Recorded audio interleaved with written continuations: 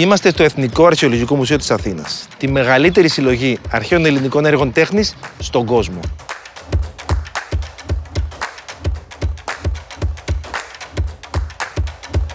Είναι τίγκα στους αρχαίους θεούλιδες.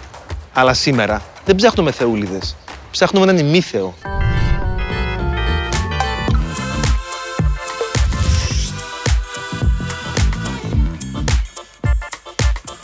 Ο Ηρακλής δεν είναι απλά ένας ημίθεος. Είναι ο απόλυτος ήρωας όλης της αρχαιότητας. Και είναι παντού στην τέχνη. Όπου και να κοιτάξεις, τζουπ, ένας Ηρακλής. Η δική μου προσωπική αγαπημένη στιγμή του Ηρακλή στην τέχνη είναι σε αυτό εδώ πέρα το αγγείο. Που είναι διακοσμημένο με την μελανόμορφη τεχνική. Είναι δηλαδή οι μορφές του μελανές.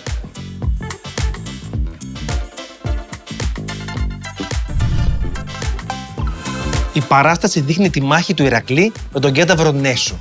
Οι κένταυροι ήταν άγρια πλάσματα, σύμβολα μιας πιο άγριας μορφής του σύμπαντος, που τους υποτάσσει η αρετή του πολιτισμένου Ηρακλή.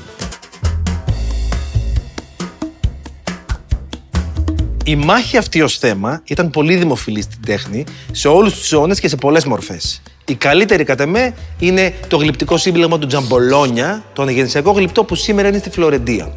Και μιας και έχω full σήμα 5G, θέλω να σας το δείξω, να το θαυμάσετε κι εσείς.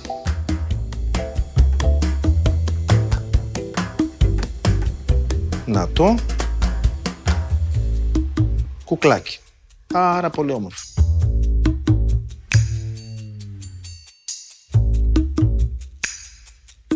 Πέρα από τη σημασία που έχει το αγγείο αυτό όμως για την ιστορία της τέχνης, αφού είναι ένα από τα πρώτα αγγεία που έγιναν στη μελανόμορφη τεχνική, έχει και άλλο ενδιαφέρον γιατί έχει ένα ανθρώπινο λάθος. Ο ζωγράφος απεικονίζει την παράσταση, αλλά θέλει να βάλει και λεζάντες. Γράφει λοιπόν τα ονόματα των συμμετεχόντων. Πάνω από τη χέτη του Ηρακλή βλέπουμε το όνομα Χεράκλες. Δεν κρίνουμε στιλιστικά τη χέτη του. Και στα 80's η χέτη ήταν μόδα. Και οι σκληροί του Μαϊάμι χέτη είχανε. Γράφει λοιπόν Χερακλής από τη μία και Νέτος από την άλλη ή Νέσος. Θυμίζω ότι το τάφ και το σίγμα στα αρχαία ελληνικά εναλλάσσονταν, όπως και η θάλατα που λέγανε οι μύριοι. Ο ζωγράφος αρχικά έγραψε το όνομα Νέσος, αλλά βλέπουμε κάτω από το τάφ πως έχει λίγο μια μικρή μουτζούρα.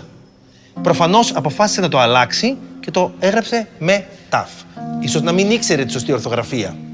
Δεν θα τον κρίνουμε για τις γνώσεις της ορθογραφίας του, αλλά για την υπέροχη τέχνη του που άνοιξε δρόμους και από εκεί και πέρα η κεραμική τέχνη στην Αθήνα θα είχε συγκλονιστική εξέλιξη.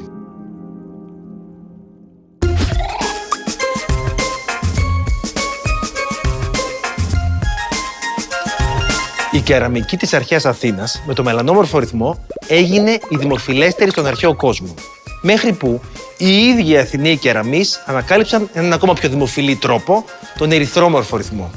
Οι μορφές πλέον από μελανές γίνονται ερυθρές και ξεπετάγονται φωτεινές μέσα από το μαύρο στυλπνό φόντο.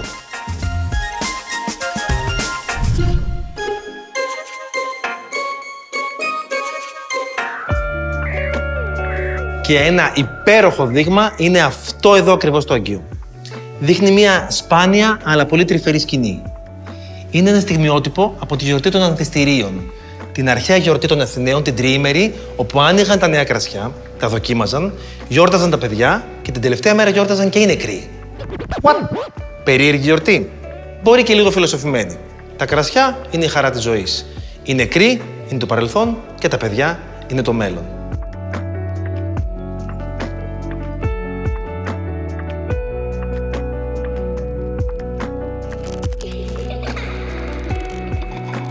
Η σκηνή μας δείχνει έναν πατέρα που αγκαλιάζει το γιο του την ώρα που κάνει κούνια. Δίπλα τους υπάρχει ένα παράξενο αντικείμενο. Ίσως δεν είναι αυτονόητο γιατί πρόκειται. Είναι ένα πύληνο αντικείμενο. Είναι ένα αντικείμενο πολύ χρήσιμο για όποιον μεγαλώνει παιδιά. Γιατί τα παιδιά είναι γλυκούλικα, γελάνε, παίζουν, αλλά κάνουν και τα κακά τους. Και αυτό είναι αυτό ακριβώς. Ένα αρχαίο γιογιό. Μας έχει σωθεί ένα πραγματικό, αυθεντικό και είναι στο Μουσείο Αρχαίας Αγοράς Αθηνών. Είναι μια φίλη εκεί πέρα τώρα και θα την καλέσω να μας το δείξει. Γεια σου! Γεια σου! Δείξε μου λίγο το γιογιό. Βεβαίως. Να το, υπέροχο. Έμπαινε το μωρό μέσα, καθόταν, τα ποδαράκια κρέμονταν και οι γονείς απλά περίμεναν. Υπέροχη εμπειρία για κάθε γονιό. Σε ευχαριστώ πάρα πολύ. Να είσαι καλά.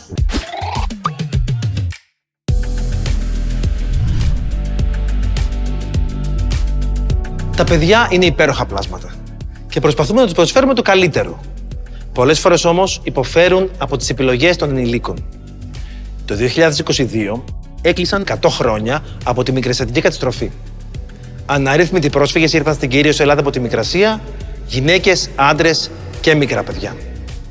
Παιδιά 1 έτους, παιδιά 2 ετών και μαζί τους ένα παιδάκι 2.000 ετών.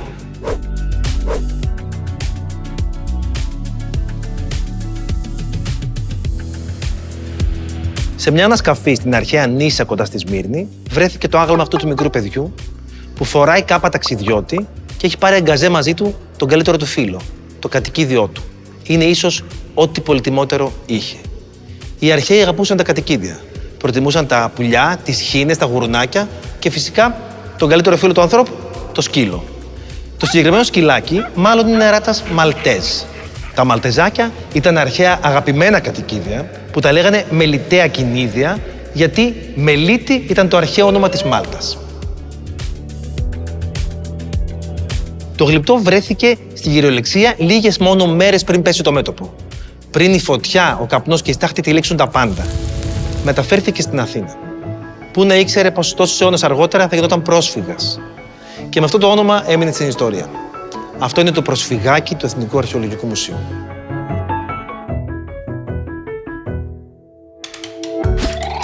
Υπάρχει όμως ακόμα ένα παιδάκι στο Εθνικό Αρχαιολογικό Μουσείο. Είναι αυτό εδώ πέρα το άγαλμα ενός παιδιού πάνω σε αυτό το υπέροχο άλογο. Ο τζόκεϊ του Αρτεμισίου, όπως είναι γνωστός, είναι ένα από τα ελάχιστα σωζόμενα χάλκινα αγάλματα της αρχαιότητας.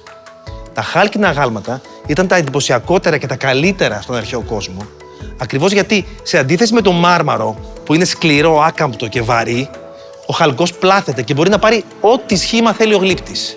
Έτσι η αρχαία τέχνη απογειώθηκε μέσω του χαλκού. Το γλυπτό αυτό, με την έντονη κίνηση, το ρεαλισμό του και την ένταση που ξεχυλίζει, είναι ένα πολύ καλό παράδειγμα.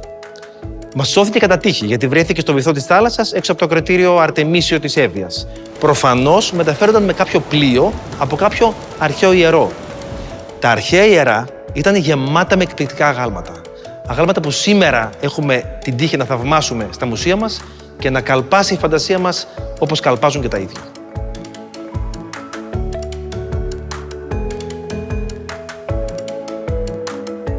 Στα ρωμαϊκά ιδίως χρόνια, τα αγάλματα αυτά άρχισαν να μεταφέρονται για να διακοσμήσουν τα νέα κέντρα εξουσίας. Ένα από τα μεγαλύτερα ιερά, αν όχι το μεγαλύτερο, με έναν ασύλληπτο αριθμό εξαιρετικών αφιερωμένων γλυπτών, ήταν η Δελφή. Αλλά ας μην τα λέμε εδώ αυτά, ας τα πούμε στους Δελφούς.